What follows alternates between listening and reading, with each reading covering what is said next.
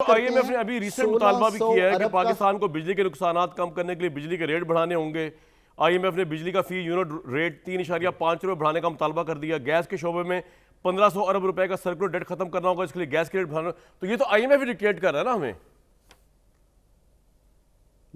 اس کا تعین کس نے کیا ہے؟ اس کا یہ جو آپ نے 1500 ارب کہا, جو آپ نے کھڑا کیا ہے 1547 ارب روپیہ, یہ آپ نے کیسے کھڑا کیا؟ آپ نے ستمبر 2020 سے لے کر آج تک, ریممبر دس فگر, آپ نے یہ گیس کے قیمت کا تعین جو اوگرا کرتا چلا جا رہا تھا, گورنمنٹ اس کو پاس بھی نہیں کر رہی تھی اور اس کی رقم بھی نہیں دے رہی تھی کہ یا تو سبسڈی دے. اب آئی ایم ایف میں جب آپ جاتے ہیں, آپ میرے پاس بھی آئیں گے کامران صاحب, اور آپ بلیڈ کر رہے ہوں گے, تو میں یہی کروں گا نا کہ آپ کو کہوں گا کہ کم از کم تھوڑی سی قیمت بڑھائیے تاکہ بلیڈنگ کم ہو. اب آپ یہ سوچئے, دوسرے جو حضرات ہیں جو میں کہتا ہوں, اور خواتین و حضرات ہیں, وہ یہ ہیں کہ وہ یہ سمجھتے ہیں کہ یہ شاید آئی ایم ایف ہی کہی جا رہا ہے. آئی ایم ایف قطعی طور پہ نہیں کہہ رہا. سر چلیں اس پہ میں آتا ہوں. تیسرا مجھے بتائیے, تیسری فورس کون سی ہے جس نے آئی ایم ایف کا ایگریمنٹ نہیں ہونے دیا کوئکلی؟ ایک تو گورنمنٹ ہو گئی, لوگ ہو گئے جو یہ بات کرتے ہیں against I M F argument. تیسری فورس کون سی ہے؟ جی, تیسری فورس جو ہے نا, وہ ہماری ہول ایڈمنسٹریٹو سیٹ اپ ہے, جو یہ سمجھتا ہے کہ ہم ان کی یہ جو شرائط جن کو نام کنڈیشنالٹی دے دیا جاتا ہے, وہ ہم شاید امپلیمنٹ نہیں کر پائیں گے. اب میرے ساتھ رہے گا, مجھے ایک بات بتائیے, اب پاکستان کو آج یہ جو 10 ارب ڈالر کی امداد ملی ہے, یہ اناؤنسمنٹ کی حد تک ہے یا جس لیول پہ ڈونر کانفرنس ہو رہی ہے, تو اگر ورلڈ بینک نے کہہ دیا 2 ارب ڈالر تو 2 ارب ڈالر آئے گا, اسلامی ترقیاتی بینک نے کہہ دیا 3 سال میں 4 ارب 20 کروڑ ڈالر تو وہ آئے گا, یا یہ بھی اس طرح ہی ڈیلے ہوتا رہے گا یا نہیں آئے گا؟ یہ آئے گا اور کب آئے گا, کتنی جلدی آئے گا یہ؟ سو کامران بھائی, آئی ایم گلیڈ کہ آپ نے یہ پوچھا. اب اس میں بھی یہ سمجھیے کہ سب سے زیادہ آپ نے بڑی اچھی بات شروع میں کی کہ اصل پیسے کہاں سے آئے ہیں.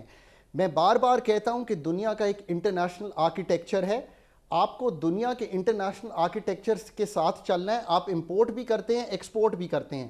اب کیا ہے آرکیٹیکچر؟ پیسے کہاں سے آ رہے ہیں؟ 4.2 ارب ڈالر آئی ڈی بی یعنی کہ ایک ڈیولپمنٹ پارٹنر, 2 ارب dollar world bank development partner, A D P نے آپ کو آلریڈی 2 ارب ڈالر دے دیا ہے. میں یہ کہہ رہا ہوں کتنی دیر میں آئیں گے, یا صرف اناؤنسمنٹ کے بعد وہ وڈرا بھی کر سکتے ہیں کہ جی کہ اناؤنس ہو گیا اس کا مطلب آئیں گے اب لازمی؟ جی, میں اس کو بھی سمجھا دیتا ہوں, پر مجھے یہ پوائنٹ کہ ہو یہ رہا ہے, جی ہو یہ رہا ہے کہ آپ کو یہ بھی سمجھنا ہے who has come to pledge this money. چلیں اس کو pledge ہی لے لیتے ہیں. who has come to pledge this money? The big money pledge is coming all from your developmental partners. IMF is a multilateral partner, so treat them equally. اب ان partners نے آپ کو کیا کہا ہے, سب سے بڑی رقم جو ہے 7.5 ارب تو یہیں سے آ گئی. آپ اگر یو کے کا پلیج دیکھیں 45 ملین, اگر آپ یو ایس کا دیکھیں 200 million, these are much smaller pledges. سو یہ پیسے کیسے آئیں گے؟ یہ پیسے ایسے آئیں گے کہ آپ ان پہ پروجیکٹس فلوٹ کریں گے. آپ کہیں گے کہ یہ روڈ ٹوٹ گئی ہے, ہم یہ روڈ بنانا چاہتے ہیں, ہم اس کا ایک خاقان صاحب بات یہ ہوئی کہ یہ 10 ارب ڈالر اگر آ بھی جائے گا تو پاکستان کی اکانومی میں یہ نہیں جائے گا. وی آر باؤنڈ کہ ہم نے سیلاب میں جو انفراسٹرکچر بریک ہوا ہے یا جو سیلاب کی تباہی ہے, ہم نے اس پہ یوز کرنا ہے. پاکستانی اکانومی میں نہیں جائیں گے پیسے, یہ ایم آئی رائٹ؟ جی, یہ پروجیکٹ منیز ہیں, یہ پروجیکٹس پہ یوز ہوں گے. اور اس کا یہ ضرور یاد رکھیں کہ with all the good news and better news today, یہ اگلے 6 ماہ میں نہیں خرچ ہو جانے, 1 سال میں نہیں ہو جانے. آئی ڈی بی کا پلیج 3 سال کا ہے, ورلڈ بینک کے پروجیکٹس بھی 2 سے 3 سال چلیں گے. سو یہ over the next 3 years we can access this money and spend this money. تو اس کا کوئی تعلق پاکستان کے ابھی حالیہ معاشی بحران سے نکلنے کا نہیں, وہ آئی ایم ایف ہی پورا کرے گا جب قسط دے گا, ایسا ہی ہے؟ ایبسولوٹلی. آپ اس کے ساتھ ساتھ اب یہ کیجئے کہ اللہ کا شکر ہے کہ آپ کو 33 ملین لوگ جو فلڈز کے وکٹم ہیں ان کے لیے ایک رقم مل گئی ہے. ٹھیک ہے, اپنے ایک آخری سوال اس کے بعد آپ میرے ساتھ تو رہیں گے, لیکن پولیٹیشن کے پاس جاؤں گا.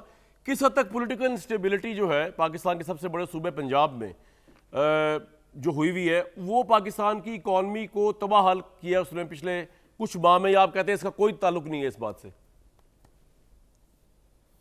دیکھیں, اگر تو حکومت جو ان پاپولر فیصلے ہیں, میں یہ ڈیفیکلٹ نہیں ہے, آپ نے مجھے پوچھنا ضرور ہے کہ ڈیفیکلٹ پھر کیا ہوتے ہیں, بٹ ابھی کے لیے جو ان پاپولر فیصلے ہیں اگر تو وہ کر لیتی آج سے 2 ماہ پہلے, تو میں کہتا کہ میرا سوال کچھ اور ہے. میں کہہ رہا ہوں پولیٹیکل انسٹیبلٹی جو پنجاب کے اندر آئی ہوئی ہے, جس طرح پاکستان کی پارٹی کے سب سے پاپولر لیڈر کہہ رہے ہیں کہ فوری الیکشن کرایا جائے اور وہ اکانومی کے کرائسس کو باہر نکالے گا, یہ اعلانات اور کیا فوری الیکشن آپ کو لگتا ہے پاکستان کو سٹیبلٹی دیں گے؟ اور یہ انسٹیبلٹی جو پنجاب میں ہوئی ہوئی ہے، اس سے اکانومی تباہ مزید ہو رہی ہے، اس سے کوئی فرق نہیں پڑ رہا اکانومی کو؟